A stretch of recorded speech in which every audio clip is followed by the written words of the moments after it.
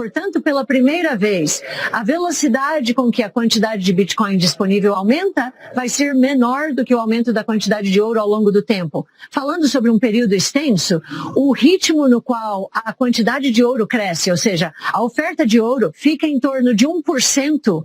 Com o crescimento do Bitcoin, o crescimento da oferta vai cair de 1,9%. Agora aqui está outra diferença entre ouro e Bitcoin. Quando o preço do ouro dispara, o que acontece? Os mineiros aumentam e a oferta aumenta. O crescimento da oferta acelera. Isso não pode acontecer com o Bitcoin. Se à medida que o preço sobe, o crescimento da oferta não muda em nada, 1,9%, uma taxa anualizada agora em abril, cairá para 0,9%. E a história é que a dificuldade do mineiro aumentará. Haverá alguns deslocamentos, talvez, no mercado, assim como as pessoas entendem como tudo isso vai acontecer, especialmente aqueles que são novos nesse ecossistema. E então, geralmente decola. Geralmente é muito bom para o Bitcoin. Por definição, o preço de qualquer mercadoria é determinado na margem. Se estiver na margem, o crescimento da oferta será cortado pela metade. Para uma commodity, isso é enorme. O Bitcoin é a classe de ativos com o melhor desempenho da última década e provavelmente irá continuar a ser a classe de ativos com o melhor desempenho desta década. Com o crescente interesse institucional e a crescente procura dos ETFs, a meta de atingir $1 milhão por moeda está mais próxima do que nunca. Esta é a última previsão de Cathie Wood e é um alerta para prestar atenção às mudanças sísmicas que estão acontecendo no mundo cripto. Na sua última entrevista, Cathie Wood destacou a importância da clareza regulatória e o papel das instituições na promoção da adoção do Bitcoin. Ela explicou que os ETFs Bitcoin não são como os ETFs tradicionais e tornaram o Bitcoin imparável. Ela reiterou a sua crença no Bitcoin como reserva de valor, comparando o seu potencial ao do próprio ouro. Ela reconheceu que a inovação é sempre controversa no início, mas expressou confiança nas perspectivas de longo prazo do Bitcoin e da tecnologia cripto. Não deixe de assistir até ao final do vídeo, onde Cathie Wood explica porque é que um Bitcoin de $1 milhão está mais perto do que você pensa. Além disso, pessoal, apenas uma pequena percentagem dos meus espectadores estão inscritos no canal. Se você gosta de se manter atualizado sobre as informações cripto, Bitcoin e altcoins, então não se esqueça primeiro de esmagar o botão de curtir e subscrever o canal, ativando o sininho para ser avisado de todos os vídeos que nós colocamos aqui diariamente. Agora, aqui está o motivo pelo qual Cathie Wood está extremamente otimista em relação ao halving do Bitcoin, que irá ocorrer em abril. Estamos entusiasmados com isso e com o Ceboy, e acho que todos estão surpresos, mas acho que houve uma enorme demanda reprimida que não entendemos. Ele não queria lidar com a questão da carteira, mas queria exposição, e claro, a SEC deu-lhes luz verde. Então acho que várias forças se uniram ao mesmo tempo, e aqui estamos. Muito mesmo, temos um parceiro incrível em ações da 21, portanto eles fornecem nossa infraestrutura e operações, e esses ETFs não são como os ETFs tradicionais, pois você está lidando com ativos subjacentes que se bifurcam e possuem airdrops. Assim não se assemelha aos ETFs de ações ou títulos convencionais. A 21 Shares atua nesse setor há 5 anos com os fundos Forte e agora 46, enfrentando altos e baixos, incluindo problemas, halvings e airdrops. O que realmente me orgulha nesse lançamento é que conseguimos, na maioria dos dias, ter os spreads mais baixos. Isso, creio, surpreendeu muitos e é um dos motivos pelo qual temos o apoio da BlackRock e da Fidelity. Não é apenas alfa, acho que os nossos clientes entendem, dada a diligência que tem feito, que somos um pouco diferenciados do ponto de vista da infraestrutura, do ponto de vista da custódia, do ponto de vista da carteira e do número de endereços. E acho que eles ficaram surpresos ao saber que isso é realmente importante. Então acho que essa é uma das razões pelas quais estamos acumulando ativos também. Tudo tudo o que estamos capitalizando agora é a camada da internet que os desenvolvedores não construíram nos anos 90 porque não sabiam que o comércio e os serviços financeiros ocorreriam nela. E então esse é apenas o começo. Pense em quão grande é a internet, quão global ela é e quão onipresente ela é. A camada financeira apenas começou, como vocês sabem, não sabemos quem são os nossos acionistas. Talvez no final do trimestre veremos os maiores acionistas, mas demanda reprimida está em muitos lugares no varejo. Existe porque, como mencionei, as pessoas não querem lidar com carteiras e hardware e todo o atrito que você tem que passar para autocustódia. Então, no lado institucional, a SEC deu luz verde ao Bitcoin. E assim, as instituições entendem que esta é uma nova classe de ativos. Eles têm estudado isso e vou lhe contar por que eles estão estudando isso na 2018 Cambridge Associates, que é uma consultora de doações e fundações, saiu com um estudo e basicamente disse, você não pode assim, mas é melhor você estudar, porque esta pode ser uma nova classe de ativos. E nós realmente acreditamos nisso. Inovadora, significando instituições buscando baixas correlações de retorno nos seus ativos, devem considerar o Bitcoin e criptoativos para melhorar o retorno por risco. O meu lado investidor acredita que isso vai acontecer? Não, de jeito nenhum. Eu acho que é imparável agora. Sim, penso que à medida que as instituições e os investidores individuais, os consultores e os alocadores de ativos estão a fazer o seu trabalho de casa, a lâmpada acende e basicamente estão dizendo mais uma vez que estão a começar a compreender que espere um minuto, isto nada mais é do que o lançamento do sistema financeiro da internet. Esta ideia é notável e envolve o Bitcoin, evidentemente. Contudo, há também os contratos inteligentes, fundamentais para as finanças descentralizadas. Começamos a adotar a expressão sistema financeiro da internet. Não soa tão intimidador. É só tecnologia no emprego compensando o tempo perdido. Os primeiros desenvolvedores estavam no início dos anos 90 e não concebiam comércio ou serviços financeiros.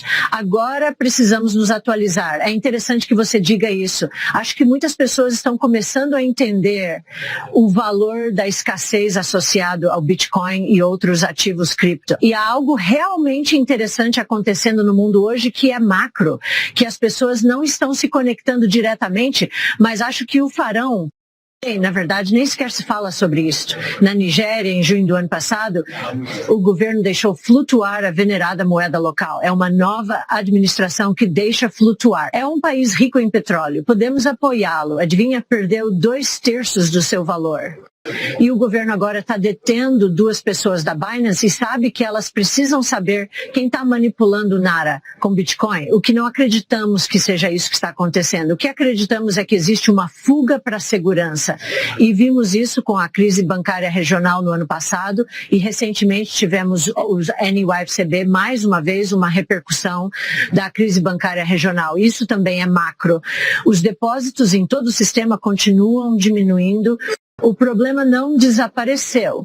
Bitcoin é uma parte do seguro contra o risco da contraparte. Os bancos têm risco de contraparte, o Bitcoin não. E é uma pólice de seguro para preservar o poder de compra e a riqueza, certo? Então, acho que isso está acontecendo na Nigéria, acho que é uma pólice de seguro aqui contra. O sistema bancário ainda apresenta saídas de depósitos. Talvez eu devesse ter uma pequena pólice de seguro, porque não entendo que o Bitcoin armazenado a frio, no nosso caso na Coinbase, ainda estará lá. Eles podem ter seu Bitcoin. A descoberta de preços é o motivo pelo qual os ETFs são conhecidos. Havia títulos que não estavam sendo negociados, não houve descoberta de preço. Os detentores de títulos que desejavam liquidez precisavam encontrar preços no mercado de ETFs e liquidez. Então acho que você está defendendo o Bitcoin na forma de um ETF porque ele está em um armazenamento refrigerado que não tocou na internet. No nosso caso, as carteiras armazenadas em carteiras frias não chegaram à internet, eles não estão em quentes, certo? E assim a segurança do Bitcoin. Então vamos voltar ao que é um risco sobre ativos que atua como tudo mais em alguns mercados. Sim, em alguns casos está no mesmo nível das ações e títulos. Mas a coisa importante que aprendemos no ano passado, e aí que entra a baixa correlação é a vista nos primeiros dias. E então você notará que os bancos regionais continuam caindo. Olhe para o gráfico e observe, na verdade, o gráfico desde então ajuda a entender o que estou defendendo. Para onde foram os bancos regionais? O Bitcoin liderou talvez por alguns dias, mas depois o Bitcoin decolou. Porque eu lembro de ter dito durante o regional, mas eu falei, espera aí, o Bitcoin está subindo, o que está acontecendo aqui? Posso relatar quando vimos isso inicialmente, ao nos expormos ao Bitcoin pela primeira vez a $250 em comparação aos atuais 73 ou 74 mil dólares. E cremos que é só o início da jornada. Ao investirmos inicialmente, o nervosismo era diário, tentando prever seu comportamento. E com a ameaça da Grécia de deixar a União Europeia, o temor pelo euro ressurgiu devido à crise da dívida soberana europeia, levando o Bitcoin a valorizar. Bitcoin valorizava naquele período? Não creio que fosse evidente então. Não era mesmo. Então, refere-se a ele como um ativo de reserva, um ouro. Acabei de mencionar que o Bitcoin saltou de $250 para 73. Parece um grande jogo especulativo? Não. Parece também um sólido ativo de reserva, certo? Negocia também o risco. Você consegue pensar em algum outro ativo com risco ativo e sem risco. Isso é muito interessante, certo? Dê uma olhada no índice de bancos regionais, que é sobre o que acho que estamos falando nessa conversa sobre risco. Certo, absolutamente. E eles não foram a lugar nenhum desde então. Claro, a árvore do banco regional aumentou diretamente a reserva total de valor. Então, o valor do ouro no mercado hoje é de 14 trilhões de dólares. Mas o valor do Bitcoin hoje é de 1,4 trilhões de dólares. 10% de ouro digital. O ouro é muito mais conveniente do que o ouro tradicional, especialmente se você quiser armazená-lo em frigorífico, certo? Bem, para manter isso, eles precisam ganhar dinheiro. Temos em nosso Bitcoin mensalmente, que lançamos todos os meses. Essa métrica é o mineiro médio e ganha dinheiro aqui. E quando não estão, os mineradores saem do sistema. Eles só podem ser convidados a voltar por um preço mais alto. Você percebe que o Nasdaq está em máximos históricos e com muitos ativos de longa duração. E nós resumiríamos isso. Eu colocaria os mineradores de Bitcoin na mesma posição. Eles estão bem abaixo de seus máximos. Essa é uma história de crescimento de muito longo prazo, certo? Se estivermos certos sobre a direção do preço, na verdade, acho que há mais coisas na Nasdaq que serão perturbadas e que sofrerão com a destruição criativa do que as pessoas entendem. Porque estamos obtendo a concentração que estamos obtendo agora. Isso mesmo, as pessoas eles sabem que precisam estar em ações, eles têm que diversificar, eles têm muito dinheiro. Então, deixe-me jogar pelo seguro com um índice. Não achamos que isso seja jogar pelo seguro. Na verdade, não temos, porque há muita inovação. Se falarmos sobre robótica, armazenamento de energia, inteligência artificial, tecnologia blockchain, sequenciamento multiômico, nunca vimos esse tipo de inovação antes. E o outro lado da inovação verdadeiramente disruptiva é a destruição criativa. Então, eu acho que essa busca de segurança nos índices não vai acabar bem. Explico porque este é o outro lado do que aconteceu no final dos anos 90. No final dos anos 90, o que aconteceu? Tínhamos a internet e todo mundo dizia, meu Deus, aonde isso vai dar? Isso vai para a Lua, certo? Muito capital foi investido em poucas oportunidades muito cedo e isso resultou em um desfecho negativo, não é verdade? Deu errado. O que estamos experimentando no momento é completamente o contrário dessa situação. Tivemos todos abraçando os benchmarks, eles estão correndo para as colinas, eles têm medo de estratégias voláteis e de longa duração, parecem arriscados porque a inovação é controversa. É controverso. A velha guarda está dizendo, vai embora, corte a cabeça deles. Todo mundo pensa que tudo que você precisa é o Nasdaq ou Nasdaq 100. Achamos que há muitas perturbações vindo até mesmo da Alphabet. O que está acontecendo com a IA? Agora é a mesma coisa que estava acontecendo a internet no início dos anos 90. No fim dos anos 90, a Cisco exemplifica a volatilidade. Muitas pessoas sabem, escrevi uma carta disponível no nosso site, o e-mail se conectou à internet em 1993. Foi aí que muita gente começou a dizer, nossa, que coisa é essa de internet? Poderíamos nos comunicar através de texto pela primeira vez, certo? Uau, que ideia incrível! Cisco pirou, aumentou 30 vezes. Então esse foi o momento ChatGPT, e-mail conectado à internet. Um ano depois, o que aconteceu com a Cisco, depois de ter subido 30 vezes nos anos anteriores, caiu mais de 50. Por quê? Porque as corporações estavam começando a levar a sério essa coisa da internet. E eles estão dizendo, espere um minuto, isso vai exigir muito investimento. E estrategicamente temos que nos unir e não apenas usar essas ferramentas, quer queira, quer não. Precisamos descobrir uma estratégia. Acho que é isso que está acontecendo com a IA agora. As empresas estão dizendo, espera um minuto, isso é importante demais.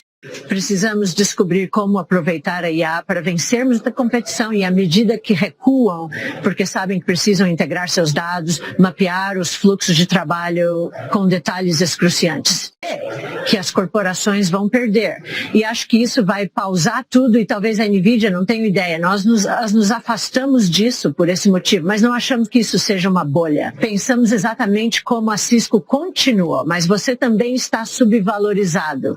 Pois é, Cathie Wood, com os seus insights sobre os ETFs à vista do Bitcoin, o seu sucesso e a dinâmica subjacente que molda o mercado da cripto. O seu entusiasmo com a oportunidade dos ETFs ressalta o interesse crescente no Bitcoin entre os investidores, motivados pelo desejo de exposição sem o incómodo dos métodos tradicionais. A ênfase de Cathie na clareza regulatória e no envolvimento institucional destaca o amadurecimento do espaço cripto. Ela vê os ETFs de Bitcoin como uma nova geração distinta das ofertas tradicionais e vê o Bitcoin como uma força imparável.